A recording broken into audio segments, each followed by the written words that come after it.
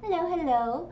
Welcome to my YouTube channel, Smart, Not Shunsho, where Shunsho means, in Quechua, in my country, Ecuador, someone, Shunsho, someone that makes avoidable mistakes, silly mistakes, just like myself. I tend to be Shunsha most of the time, except when it comes to my professional life.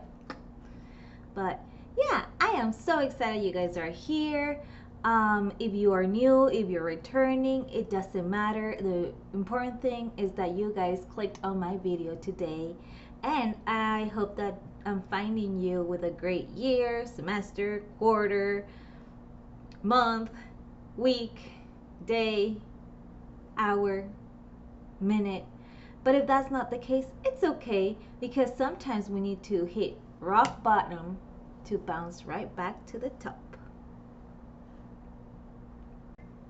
So today for work, we were supposed to dress up as our favorite monsters, and I don't know if this one's my favorite, but Dollar Tree had little Frankenstein monster thingies, and I crafted them into my hair, so I went along with it. I'm some Frankenstein situation, and we are in the best week of it all, the best month of the year, the spooky week, where Halloween is going to be on Thursday and today's Monday. So I am so thrilled to come finally to YouTube and share 4 spooky legends from my country, Ecuador. Ecuador is divided in 4 regions: coast, highlands, the Amazon rainforest, and our insular region, the Galapagos Islands. The legends I'm about to share with you today are truly spooky, and they for sure made my skin curl when I was little, and when I was researching for this video, it for sure made my skin crawl once more.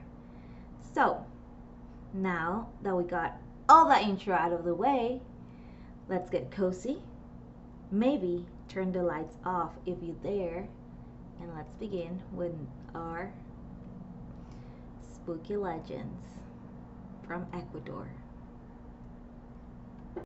Number 1 takes place in our coastal region in the province of Guayas, specifically in the city of Guayaquil. The name of this legend is called La Dama Tapada, or the Covered Lady.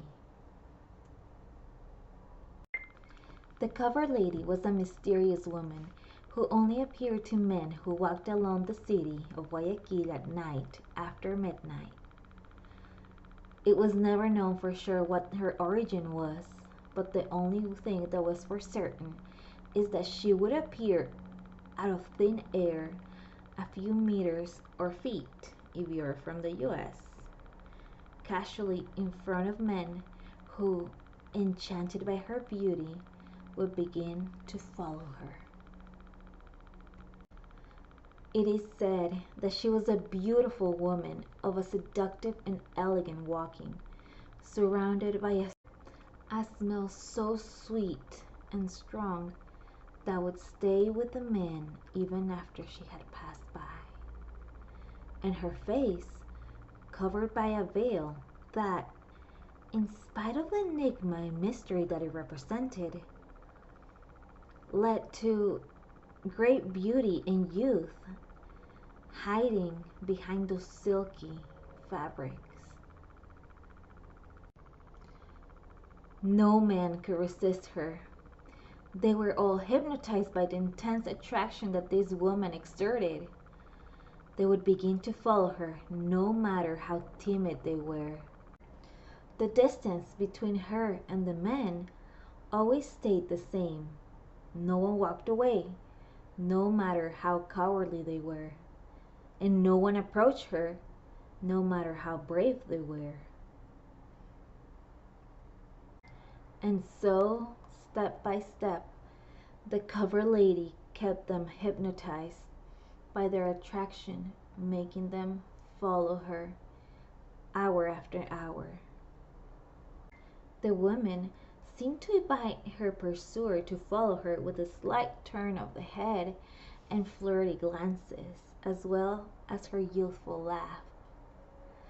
Such was the state of infatuation of the men who followed her, they did not seem to realize that nobody else could see her, and even people would cross paths with them. They seemed to ignore her, as if the guy was walking alone. After much walking, the lady would stop, and she would say to the gentleman, "You see me how I am. Now, if you want to follow me, follow." Then the veil was removed, and for a second or two, the face of a woman showed a dazzling Greek beauty, fine and delicate features, with fresh and rosy skin, eyes of captivating beauty, and lips of ardent sensuality. But after that brief vision, a second or two, the shadows darkened that face, and the hand of death fell from it, as if in an accelerated state of decomposition, replacing the beauty and youth with a hideous skull, emanating a horrible, nauseating stench. The men will get paralyzed by the fright. Everything would start trembling, with their forehead and hands dripping in sweat, as if they have seen death. Okay, that one really scared me, especially because sometimes you would go to the beach and people wear different attires, and you don't want to see a lady in the middle of the darkness of the night wearing a white dress and just walking away. It just scares the hell out of me, and for sure it did when I was younger. And we're going to go with our second story of the night. This one takes place in the Galapagos Islands, specifically in the island of Baltra. Before we begin, I just want to clarify a little something. In our Ecuadorian culture, the word gringo or gringa refers to, it's a local term that refers to an American or European person, usually with Caucasian features. We do not use it in a mockery way or a way to make fun of anyone with Caucasian features or who is from the US or European. With that out of the way, let's begin. La Gringa Sin Cabeza, or the Headless Gringa. According to the local legend, a soldier and his girlfriend, both Americans, lived on the base of the Isla Baltra in Galapagos, Ecuador. The legend tells that the girlfriend was cheating on the soldier, and when he realized it, in an attack of wrath and jealousy, he pushed her and ended up killing her, sending her off a cliff. What's even worse and more gruesome is that as she fell, her head was left caught on something, and it had been cut off. The soldier, out of the rage and into the shock, was so scared to tell the truth, so he decided to cover it up, hiding the body and telling everyone that she had gone swimming and not returned. This story was plausible, given that the currents of the Galapagos can be very complicated and tricky. After the end of World War II in 1945, Americans withdrew from the base, closing it in 1946. But even though the soldiers were gone, the ghost remained. It is said that the Headless Gringa still walks around some of the old American buildings, including the Stone House, who are still used until this day by the Ecuadorian military and the Air Force. These are the men who have told many stories about an apparition that sometimes they can see and for sure feel. She appears only at night to men who are alone, Those who have seen her claim that she appears as a dark form, like an obvious mist. But when they look closer, they realize she's headless. Interestingly enough, there's still something about her that attracts men who claim that it's like if she has cast a spell on them. Some men say that she has a perfume like Palo Santo, a tree that's common in the islands. But beware, because when she's angry, it starts to smell like rotten flesh. Sometimes she goes to approach men who are sleeping. The sleeping man feels a weight on top of them, as if someone has climbed into bed. The weight quickly becomes oppression and crushing, and it gets hard to breathe. By the time the men wake up, it's as if nothing was even there. The weight and the feeling is gone immediately. The Headless Gringa also likes to stalk the lone men walking around the base at night. She tends to disorient them. If someone is walking in the dark to the barracks, and suddenly they might find themselves on the other side of the island, by the port or where the runway is.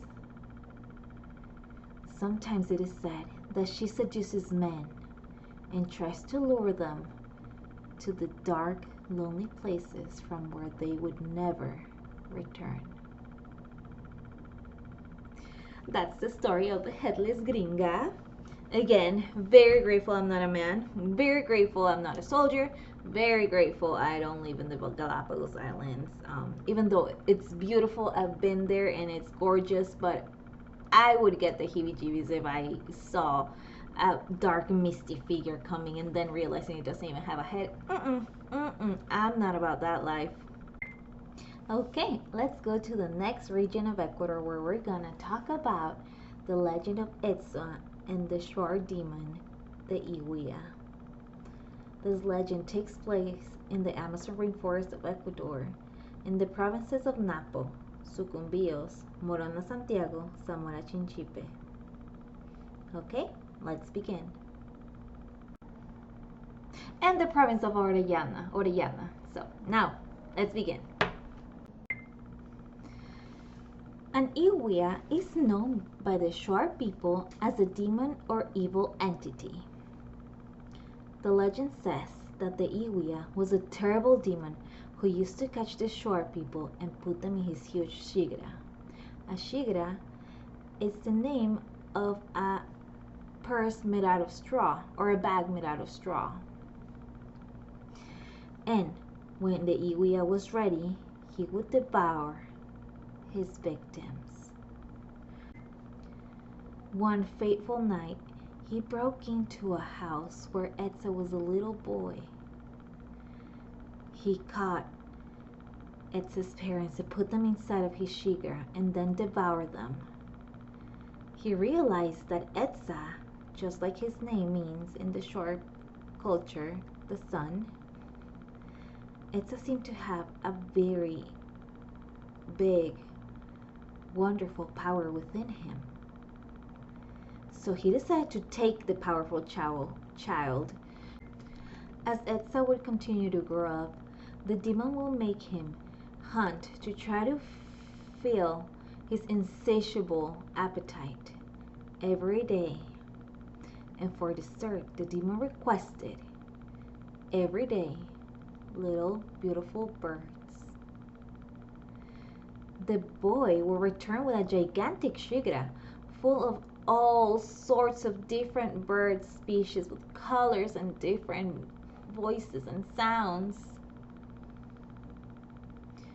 One morning, when he began his hunt, he discovered that the jungle was completely silent. There were no colorful birds anywhere. There was only one bird, the yapancam, which is known as a dove of the Amazon rainforest. The Yapancam dove perched on the branches of a malitawa, which is a tree from the Amazon rainforest. When Etsa and the dove locked eyes, the Yapancam said, "Are you going to kill me too?" "No," Etsa said. "It seems that I have left no birds in the jungle whatsoever." Feeling guilty, Etsa felt weak and fell on the mattress of leaves on the floor. Then the dove flew towards Etsa, and trying to comfort him, they became friends. Hey. So, as I was editing my video, I realized that the crucial part of my legend did not save. So we're gonna have to do it in the darkness or with our empowered Kui. So let's continue. The Yapancan had just tried to comfort Etsa, and as he were becoming friends, the dove told him what had happened to his true parents and how the Iwia had captured them and devoured them. Etsa was distraught. He started crying. He was angry. He was frustrated. He felt betrayed. And the Yakampan told him, "You can't bring your parents back, but you can bring the birds back to life." Etsa was very strange by what the Yapancan had said. "How?" The Yapancan explained that all he had to do is put all the feathers of the birds he had previously unalived inside of his blowgun, and then close his eyes and blow like he has never done before. Etsa followed his instructions, and once he blew the feathers into the blowgun, out came thousands of beautiful, colorful birds that were flying, filling the sky with color and music once again. And as for Etsa, he would never return with the Iwia. Okay, with that one is specifically the part where he goes into people's houses at night and puts them in his huge bag and then devours them. Again, something that would traumatize me into the fact of like, oh, I know, living people can do that too, and it's even worse, but it still scares the mother out of a child to think that, oh, when it's dark, a big demon can come and eat us. Yeah. Okay, we're gonna move to our final story of the night, the one that really gave me all the types of nightmares, especially when I was young and they would tell it to me, you know, because the cousins would get together and then, oh, what's there to do with that but tell scary stories, which they would. And then they would be like, oh, go to the store in the middle of the night. And it's like, oh my goodness, please don't tell me that's a baby crying.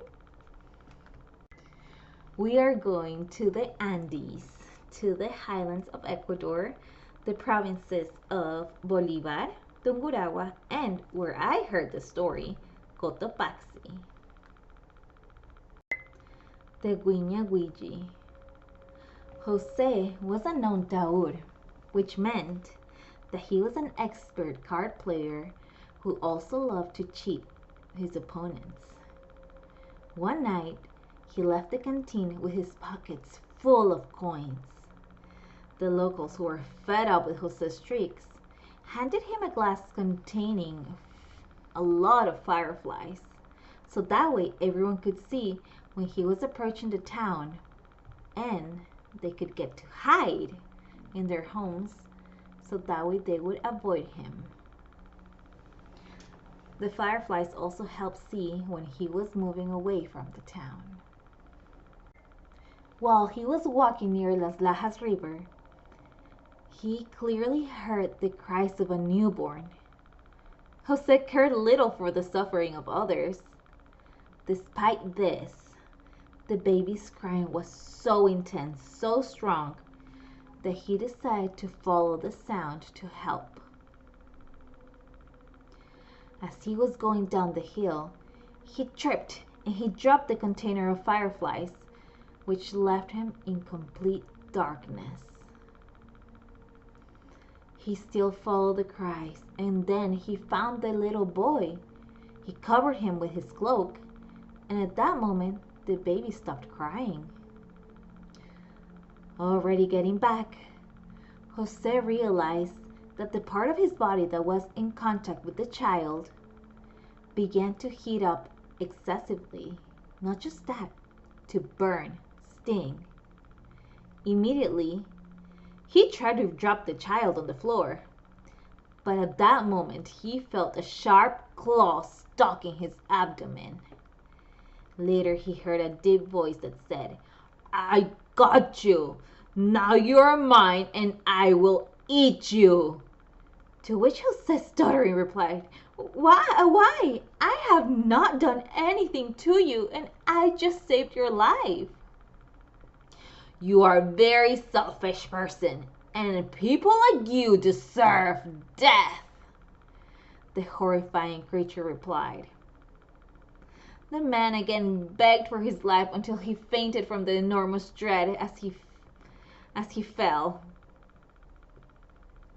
The next day, he was awakened by the rays of the morning sun.